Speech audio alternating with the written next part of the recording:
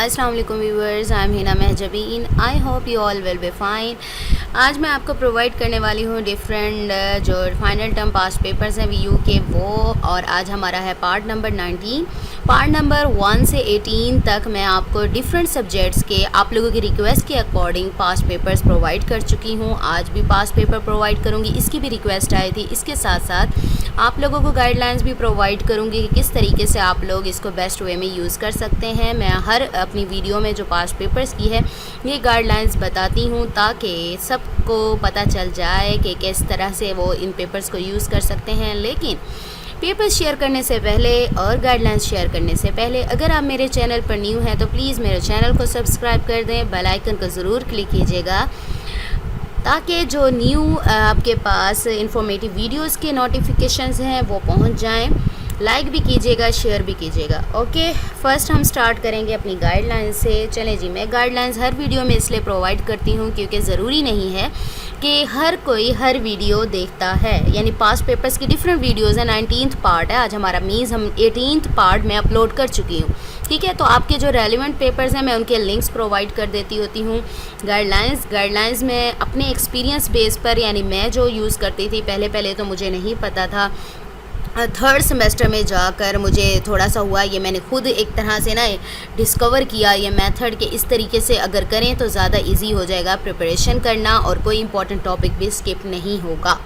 Okay जी, guidelines बताने से पहले सबसे पहले ये बता दूं आपको कि अगर आप अपने जो वीडियो लेक्चर्स हैं या फिर आप लोग अपने हैंड आउट्स हैं, सॉफ्ट कॉपी में हो सकते हैं, हार्ड कॉपी में हो सकते हैं, अगर उसको लर्न नहीं करते, उससे कॉन्सेप्ट नहीं लेते तो ये जो पास्ट पेपर्स हैं वो किसी काम के नहीं हैं।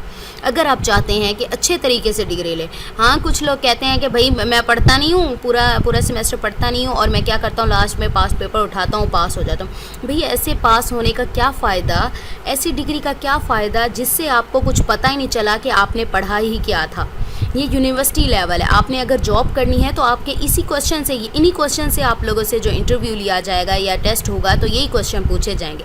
आपको जो एग्जैक्टली क्लियरली हाउ नो होगी नहीं सब्जेक्ट के बारे में, यहाँ तक कि सब्जेक्ट ही नहीं पता होगा। ठीक है, जब पास्ट पेपर यूज़ की करने हैं आपने तो ऐसी डिग्री का क्या फ़ायदा। वैसे भी आजकल अनएम्प्लॉयमेंट है और इतना टफ कंपटीशन है, तो आप लोगों को जब ये क्वेश्चंस ही नहीं आते होंगे, सिंपल बेसिक कॉन्सेप्ट ही नहीं पता होगा, किस तरीके से क्लियर करोगे। ठीक है, आपने अपने वीडियो लेक्चर्स और हैंडआउट्स आप लोग यूज़ कर सकते हैं, उसको पहले कंसल्ट करें, उससे भी पढ़ें। ये नहीं कि आपने पास पेपर उठाए और वहाँ से तैयारी कर ली। और अगर हाँ हो सकता है, समटाइम्स ऐसा होता है कि आपके कुछ सब्जेक्ट्स ऐसे होते हैं जैसे थ्योरी वाले, तो आप लोग कुछ लेक्चर सुनते हैं, एक घंटा पूरा बैठना पड़ता है, थोड़ी नींद आना शुरू हो जाती है, हम सुस्त हो जाते हैं। तो क्या है, अगर आप समझते हैं कि ये थ्योरी वाला है और हमारा प्रोफेसर भी तकरीबन वही चीज़ें बता रहा है जो हमारे हैंडआउट्स में राइट की हुई हैं, तो आप चाहें तो आप लोग बेशक वीडियो लेक्चर, और आपको लगता है ऐसा कि आप इसको अगर थ्योरी में मैं खुद भी पढ़ूंगा तो मुझे समझ आ जाएगी, ठीक है, तो उस सब्जेक्ट को आप बेशक उसका वीडियो लेक्चर ना सुने, आप उसके हैंडआउट्स कंसल्ट कर रहे हैं, लैपटॉप पर पढ़ लें, पीसी पर जैसे आप पढ़ते हैं, या फिर प्रिंट करवा लें। ज़्यादा बेस्ट मुझे तो लगता है कि हैंडआउट हार्ड कॉपी में ज़्यादा ठीक होते हैं, कहीं भी बैठा हो। क्योंकि हर वक्त मुझे तो नहीं, बहुत इरिटेशन होती है कि हर वक्त लैपटॉप पर बैठे हुए पढ़ रहे हो, पढ़ा नहीं जाता मुझसे। ठीक है, तो क्या है, आप इस तरीके से कर सकते हैं, हैंडआउट्स यूज़ कर सकते हैं। अदरवाइज़ ये पास्ट पेपर भी किसी काम के नहीं हैं।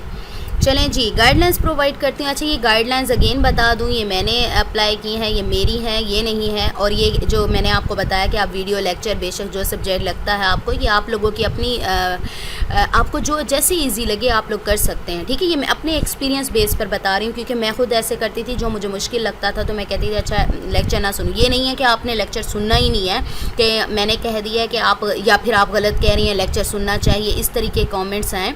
मैं बता दूँ, मैं अपना एक्सपीरियंस बता रही हूँ कि मैं इस तरीके से किया करती थी। ठीक है, जो मुझे मुश्किल लगता था या मुझे लगता था थ्योरी है तो मुझे समझ आ रही है और मैं पढ़ लूँगी, तो उसके वीडियो लेक्चर मैं नहीं सुनती थी, उसको मैं ऐसे ही पढ़ लेती थी हैंडआउट्स वगैरह में से। और इसको अच्छे तरीके से कोई टॉपिक भी ना छोड़ा करें। और मैं आपको पास्ट पेपर का भी इसीलिए बता रही हूँ ताकि कोई जो टॉपिक है इंपॉर्टेंट वो स्किप ना हो जाए आपका, क्योंकि मैं अगर स्किप करती थी तो मुझे तो फिर बहुत ज़्यादा प्रॉब्लम होती थी। अपने पेपर्स में, तो वो एक्सपीरियंस भी शेयर कर दूंगी आप लोगों से। चलें गाइडलाइंस की तरफ चलते हैं। 2 गाइडलाइंस प्रोवाइड करी हूँ जिसको आप यूज़ कर सकते हैं इन पास पेपर्स के साथ। फर्स्ट गाइडलाइन ये है कि आपने सपोज़ करें आपने अभी तक कोई स्टडी नहीं की, आपने अभी हैंडआउट्स तक को हाथ नहीं लगाया, लेक्चर्स भी नहीं सुने, तो आप क्या करेंगे, अभी बता रही हूँ हार्ड कॉपी में जो हैंडआउट्स हैं उसका बता रही हूँ। नेक्स्ट जो हमारी बात आएगी मैं आगे आगे साथ साथ उनका भी बताऊँगी जो लैपटॉप या पीसी पर सॉफ्ट कॉपी में प्रिपेयर करते हैं हैंडआउट्स पर, ठीक है, अपने एग्ज़ाम्स। ओके जी, हार्ड कॉपी की बात करें, सपोज़ करें आपकी हार्ड कॉपी में आपके पास हैंडआउट्स हैं, आपने कुछ पढ़ा भी नहीं है, तो आप क्या करें हैं कि सोच रहे हैं कि मैं स्टडी स्टार्ट कर लूँ, ठीक है। तो क्या करेंगे, हैंडआउट्स लें अपने, और जो पास्ट पेपर्स प्रोवाइड किए जा रहे हैं मैंने तो कोशिश की है कि हर वेबसाइट से ले लूँ, जितने स्टूडेंट्स ने शेयर किए हुए थे, पीडीएफ थे, वर्ड थे या सिंपल इंडिविजुअली पेपर्स शेयर किए हुए थे, मैंने तो सारी कोशिश की है कि आप लोगों को प्रोवाइड किया जाए। चलें जी, फिर आपने क्या करना है, ये जो पास्ट पेपर्स के क्वेश्चंस हैं चाहे सोल्व्ड हैं चाहे अनसॉल्व्ड हैं, आपने क्या करना है, इन पेपर्स को अपने जो हैंडआउट्स है उस पर मार्क कर लेना। मार्क करने से ये होगा कि आप लोगों के जो इंपॉर्टेंट टॉपिक्स हैं आप लोगों को पता चल जाएगा। हो सकता है कि जिस चैप्टर में, जिस लेक्चर में या जिस पेज पर कोई क्वेश्चन आ रहा है, यानी पास्ट पेपर से आ रहा है, तो आपको इस चीज़ का अंदाज़ा गेस हो जाएगा कि ये इंपॉर्टेंट पेज या लेक्चर या फिर टॉपिक है, इसमें से कोई ना कोई क्वेश्चन आ सकता है। ज़रूरी नहीं है कि जो आपके पेपर में, जो पास्ट पेपर में गिवन था उसी तरह से आ जाए। हमारे प्रोफेसर था ज़रा कंफ्यूज करने की, बल्कि टीचर्स की आदत होती है वो एक जैसे क्वेश्चन को थोड़ा सा चेंज करके देते हैं ताकि कंफ्यूज किया जाए और बच्चों का नॉलेज चेक किया जाए।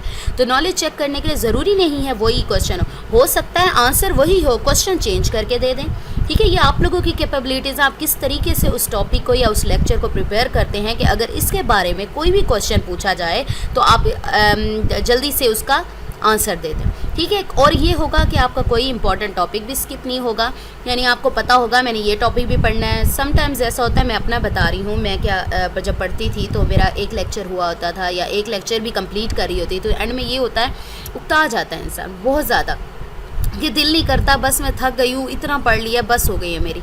तो क्या करती थी मैं, एक पेज या जो भी टॉपिक है, हाफ़ टॉपिक या हाफ़ पेज वो छोड़ देती थी। समटाइम्स बता रही हूँ कि ऐसे छूट जाता था मुझसे कि अच्छा चलो कोई नहीं, मैंने पूरा चैप्टर कर लिया, कौन सा इसमें से आ जाना है, ये तो अनइम्पॉर्टेंट लग रहा है, इम्पॉर्टेंट नहीं लग रहा। तो ये बचपन में भी सबके साथ होता है, जो अनइम्पॉर्टेंट चीज़ समझ कर छोड़ते हैं, एग्ज़ाम में वही चीज़ आई हुई होती है, ठीक है। तो मेरे साथ क्या होता था कि अनइम्पॉर्टेंट समझ के छोड़ दिया, जब पेपर में गई वही अनइम्पॉर्टेंट पैराग्राफ या लेक्चर में से कुछ ना कुछ आया हुआ है और देख के मेरे होश उड़ गए, ठीक है। सारा पेपर आता है, बस वही पैराग्राफ ही नहीं किया था, स्किप किया था, उसमें से नहीं आता। हालांकि मैं रीड भी करती थी कि उसको रीड कर, बेशक कॉन्सेप्ट नहीं लिया, थॉरली जैसे रीड कर लेता है इंसान, रीड भी किया। चलो रीड करने के बाद सपोज़ करें 5 स्ट्रेटजीज राइट की हुई थी, उसमें से एक याद है, बाकी आती नहीं है। तो इस तरीके से क्या था कि इस चीज़ से बच सकते हैं आप, अगर ज़्यादा से ज़्यादा आपके पास क्वेश्चंस का जो क्या है दें ज़ख़ीरा है, ठीक है, स्टोरेज है आपके पास, आप लोगों के पास बहुत सारे क्वेश्चंस हैं कि आपकी पूरी बुक भर गई है, और बजाय इसके कि आप डिटेल में ऐसे याद करते जा रहे हैं लेक्चर होते रहे, बजाय इसके अच्छा होगा ये कि आप लोग जब क्वेश्चन मार्क करते हैं तो ज़्यादा इजी हो जाता है याद करना, यानी आपने इतने क्वेश्चन कंप्लीट कर लिए आपको तसल्ली हो जाती है, इतने क्वेश्चन कंप्लीट कर लिए तसल्ली हो गई, ठीक है। आप लोग इस तरीके से कर सकते हैं। अच्छा जी, इंपॉर्टेंट क्वेश्चंस यानी स्किप होने से बच जाएंगे, आपको पता चल जाएगा कि ये इस पैराग्राफ में से आ सकता है, इस लेक्चर में से, तो उस इम्पॉर्टेंट उसको क्या करना है, आपने मार्क करना है क्वेश्चंस को, पेंसिल से कर लें, पेन से कर लें, ज़रूरी नहीं है आपने आंसर मार्क कर ले, यहाँ से यहाँ तक बनता है, बस ऊपर क्वेश्चन राइट नहीं किया कि बस ये मुझे पता है ये पैराग्राफ इंपॉर्टेंट, भाई क्वेश्चन भी मार्क करें। क्वेश्चन मार्क करने से अंदाज़ा हो जाएगा किस तरीके से पूछे जाते हैं क्वेश्चन एग्ज़ाम में, ठीक है। एक तो ये हो गया मेथड। दूसरा मेथड ये हो गया कि आप लोगों ने, पहले तो मैंने आपको बताया कि आपने अभी तक स्टडी स्टार्ट ही नहीं की, आपने कोई लेक्चर नहीं सुना, आपने कोई हैंडआउट्स का लेक्चर नहीं पढ़ा, तो ये था फर्स्ट स्ट्रेटेजी। सेकंड पे मैं बता रही हूँ आप लोग क्या करें कि कुछ लेक्चर सुन लें, सपोज़ करें ये गाइडलाइंस मैं बता रही हूँ आप लोगों को मिड टर्म के लिए भी सेम है, फाइनल टर्म के लिए भी सेम है, तो आप किस तरीके से कर सकते हैं, आप कोशिश करें कि हाफ़ लेक्चर्स, सपोज़ करें 22 लेक्चर्स हैं तो आप 11, 10 या 8 ही ले लें, आप ऐसे लेक्चर सुन लें। उसके बाद आप क्या करें, जो क्वेश्चंस हैं ना पास्ट पेपर्स के, वो उस पर मार्क कर लें, जैसे मैंने अभी बताया आप लोग मार्क करेंगे। इससे ये होगा एक तो पहले तो बता दिया ना कि आपके कोई इंपॉर्टेंट टॉपिक मिस वगैरह नहीं होगा। आप अब इस स्ट्रेटजी में ये पता होगा कि कौन सा टॉपिक कौन से लेक्चर में आ रहा है। पेज नंबर तो याद नहीं रहता, ऑब्वियसली याद नहीं रहेगा, तो पता होगा कि कौन से लेक्चर में आ रहा है। तो आपने पढ़ा है, मैंने ये याद आएगा कि मैंने ये टॉपिक पढ़ा है, इसका आंसर इधर हो सकता है, आप लोग ढूंढ सकते हैं इस तरीके से। और बाकी तो मैंने आपको बता दिया कि इंपॉर्टेंट टॉपिक मिस नहीं होगा। इससे आपको जो अब बताइए मैंने, इससे हावना होगी आपको कि कौन से लेक्चर में है आपका टॉपिक और किस तरीके से इसका आंसर राइट किया जा सकता है, कहाँ से लेकर कहाँ तक इसका आंसर है। ठीक है, बेस्ट अगर मैं बता दूं तो यही है कि आप स्टडी स्टार्ट करने से पहले इसको मार्क कर लें। अब स्टडी स्टार्ट करने से पहले जब आपको हावना ही नहीं है, आप किस तरीके से इसके आंसर मार्क कर सकते हैं विदाउट वेस्टिंग योर टाइम, ये भी मैं आप लोगों को हैंडआउट्स पर दिखा देती हूँ किस तरीके से आप लोग मार्क कर सकते हैं। चलें, ये मेथड बता रही हूँ जिससे वेस्ट किए बगैर आप लोग क्वेश्चन मार्क कर सकते हैं। सपोज़ करें आप लोग देखें, हैंडआउट्स लेकर बैठे हैं हार्ड कॉपी में और इधर आपने पीसी पर या लैपटॉप पर अपने जो हैंडआउट्स पास्ट पेपर्स हैं ना वो ओपन किए हुए हैं। अब आपने कोई क्वेश्चन देखा, सपोज़ करें सॉफ्टवेयर इंजीनियरिंग का देखा, व्हाट इज़ सॉफ्टवेयर इंजीनियरिंग या व्हाट इज़ डेटाबेस या इस तरीके से, तो आप लोग अब क्या करेंगे, अगर आपको याद नहीं, अगर आपने नहीं पढ़ा तो आप क्या करेंगे, अपने हैंडआउट्स पर ना पेजेस टर्न कर करके देखेंगे पता नहीं कहाँ पर है, नहीं मिल रहा इतना, क्योंकि ज़रूरी नहीं है कि वही चीज़ जो क्वेश्चन आपको देख रहे हैं वही आपको उसी टाइम मिल जाए। बार बार देखेंगे कहाँ पर गया, नहीं मिल रहा, अच्छा जी आपको टॉपिक नहीं मिला। ठीक है, तो इस चीज़ से बचने के लिए तो मैं आपको बता रही हूँ, मैं यूज़ कर रही हूँ, मेरे सामने जो पड़े हैं CS 504 के लास्ट वीडियो में भी आई थिंक मैंने यही हैंडआउट्स यूज़ किए थे। तो क्या करना है आपने, वो जो आपका सब्जेक्ट है, सपोज़ करें आप हैंडआउट्स लेकर बैठे हैं हार्ड कॉपी में, अभी हार्ड कॉपी का बता रही हूँ, सॉफ्ट का बाद में बताती हूँ।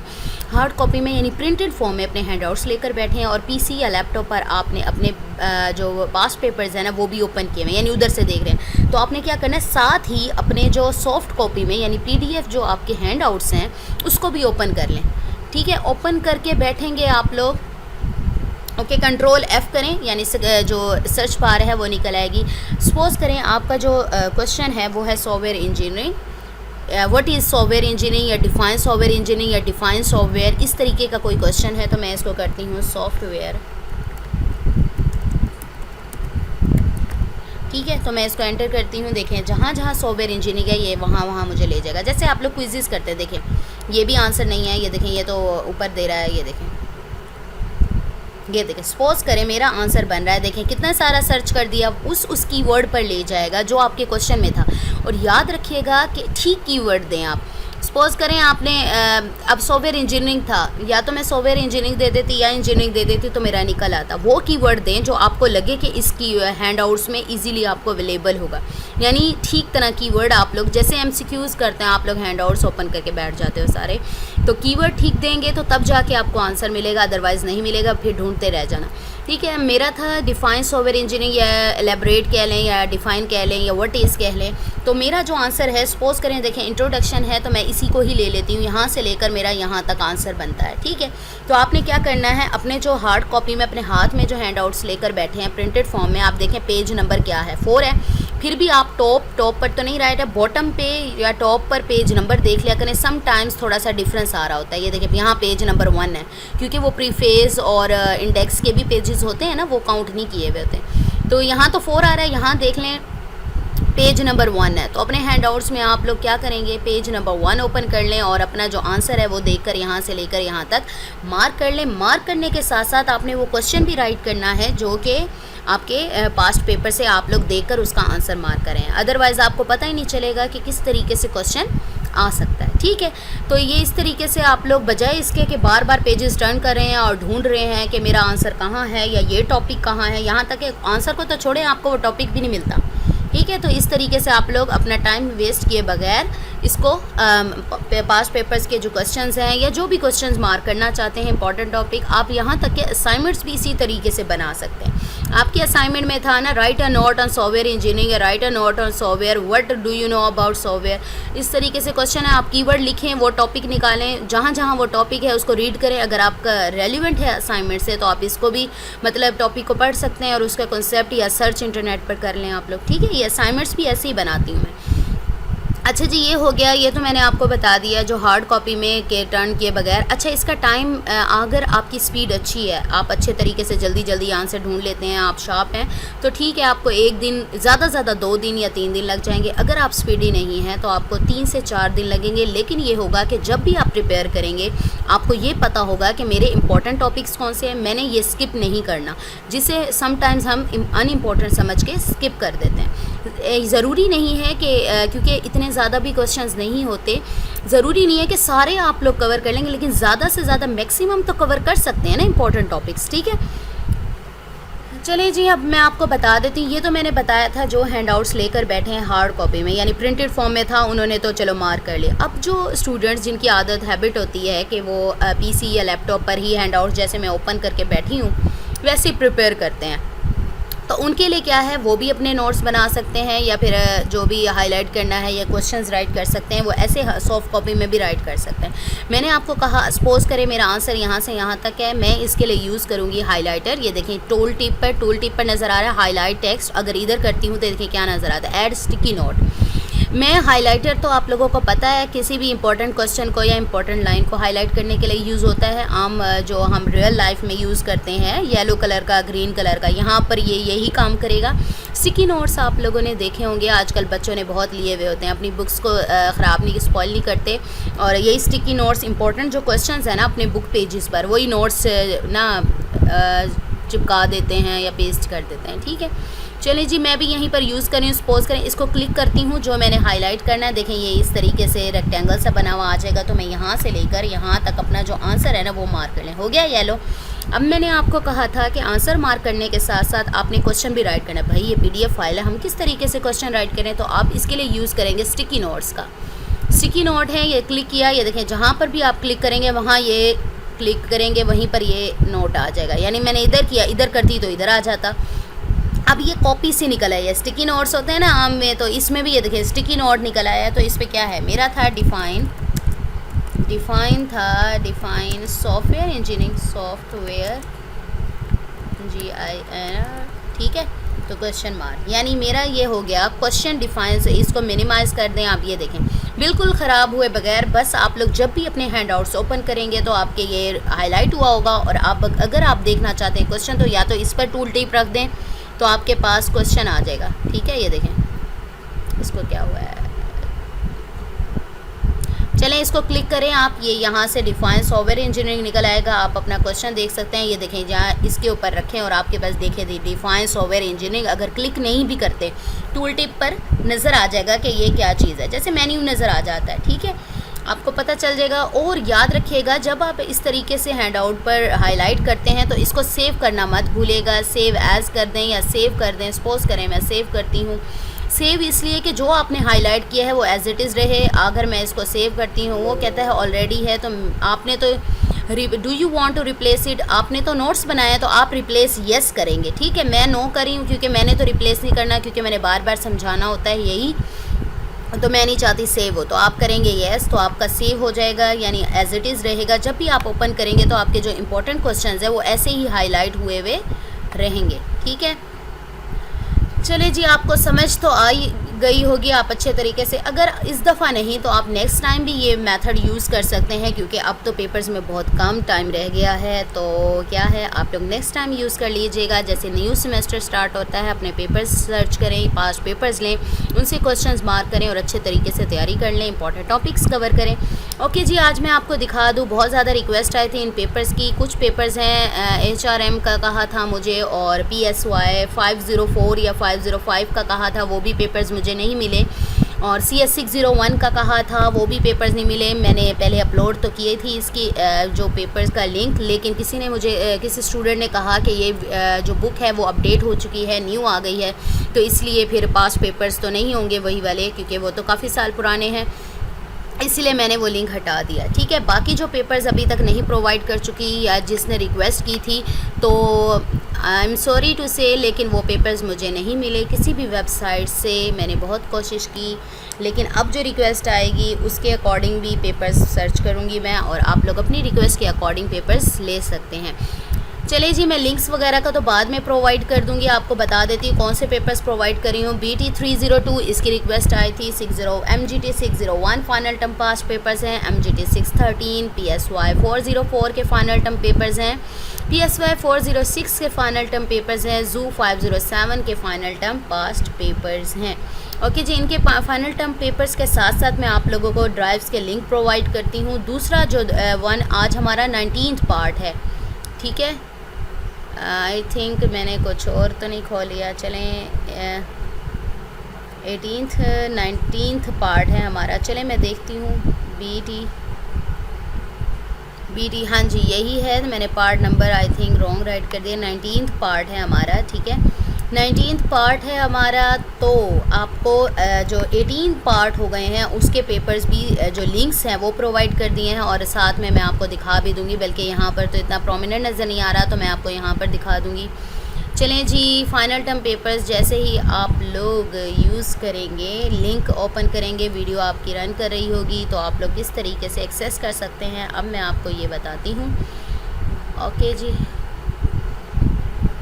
चलें जी, आप कोई भी वीडियो ओपन करते हैं तो लिंक क्लिक करते हैं तो ये देखें, ये होता है किसी भी वीडियो का डिस्क्रिप्शन बॉक्स में उस वीडियो की सारी इन्फॉर्मेशन होती है। आप इसको ज़रूर पढ़ा करें। जो ईमेल आईडी वगैरह होता है जो वीडियो बनाने वाला है या फिर जो भी वेबसाइट है तो उसने वो लिंक यहाँ पर मेंशन किया होता है, तो इसको ज़रूर देखा करें, बल्कि मेरा भी देखा करें, क्योंकि मैं ईमेल आईडी वगैरह जो भी इन्फॉर्मेशन है इसे डिस्क्रिप्शन बॉक्स में प्रोवाइड करती हूँ। सो आपने क्या करना है, शो मोर नज़र आ रहा होगा बटन या मेन्यू कह लें, तो इसको क्लिक करेंगे। देखें सारे जो लिंक्स हैं वो आपके पास होंगे। जो पेपर्स आज प्रोवाइड करूँगी, ये तो प्रीवियस वीडियो के दिखा रही हूँ 18 पार्ट के, आज तो मैंने अभी तक अपलोड ही की, मैं इस वीडियो के बाद अपलोड करूँगी। देख लें आप लोग, ड्राइव्स के लिंक हैं। उसके बाद फिर मैंने पार्ट 1 to 18 तक देखें डिफरेंट वीडियोज़ लिंक प्रोवाइड किए हैं जो मैं अपलोड कर चुकी हूँ, और ब्रैकेट्स में मैंने राइट किया है कि किस वीडियो में कौन कौन से पेपर्स अवेलेबल हैं। इन पेपर्स को आप लोग देखकर अपने रेलेवेंट जो वीडियो है या पेपर्स हैं उसकी वीडियो पर क्लिक करके उनको एक्सेस कर सकते हैं, गाइडलाइंस ले सकते हैं। अगर कोई पेपर्स, ये देखें लास्ट में मैंने ईमेल आईडी भी राइट की है, rayuracademyofscience@gmail.com। आप इस ईमेल आईडी पर अगर किसी असाइनमेंट, आइडिया सोल्यूशन चाहिए, प्रॉब्लम है, क्विज़ हो सकता है, GDB या कुछ भी, ठीक है, किसी भी सब्जेक्ट में कोई प्रॉब्लम हो, कोई कन्फ्यूजन हो, तो आप लोग आइडिया सोल्यूशन भी यहाँ तक आपको चाहिए हो तो आप लोग मुझे 4 to 5 डेज़, यानी अगर असाइनमेंट है 4 to 5 डेज़ जैसे आपको पता चले आप लोग मुझे ईमेल कर सकते हैं। अगर लेट करेंगे, ये ना हो कि आप लोग मुझे रात को 10 बजे या 11 बजे ईमेल कर रहे हैं कि कल इसकी लास्ट डेट है, नहीं, इस तरीके से मैं नहीं कर सकती, क्योंकि टाइम चाहिए होता है। टाइम अगर कम होगा तो फिर उसी तरीके से आइडिया सोल्यूशन ही बनेगा। पता है ना जल्दी का काम कैसे होता है, ठीक है। तो आप लोग कर सकते हैं, आप लोग रेलिवेंट वीडियोस ले सकते हैं अपने। चलिए ड्राइव का दिखा देती हूँ किस तरीके से आप लोग एक्सेस कर सकते हैं। आपने क्या करना है, ड्राइव लिंक पर क्लिक करना है।